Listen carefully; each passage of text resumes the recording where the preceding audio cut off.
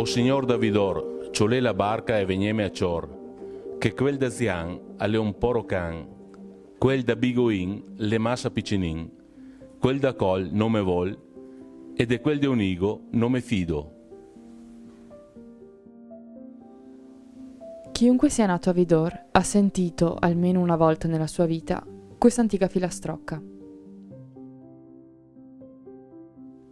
Nonostante il rapido trascorrere del tempo, la costruzione e la distruzione di ponti e tradizioni, il ricordo è sopravvissuto e vive ancora oggi nella quotidianità del paese e in quelli vicini.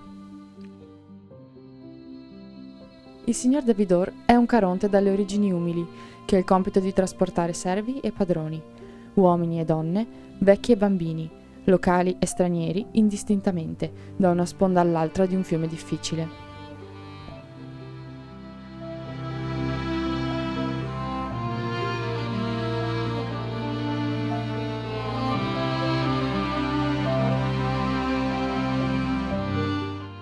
Questo era un modo di dire anche di portare, siccome era una zona abbastanza povera ancora allora, quindi era come dire portami da un'altra parte che magari a far vita migliore o fare anche una famiglia diversa dove c'è un po' più vita naturale, che si può vivere un po' meglio di qua.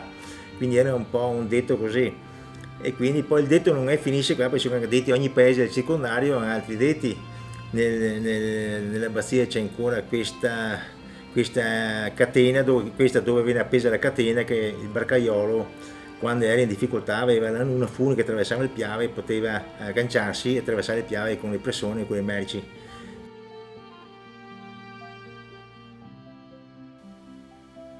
Le sponde del Piave erano così unite da una corda, fragile come i filamenti della storia, e da un solo uomo, o chi lo sa, una donna.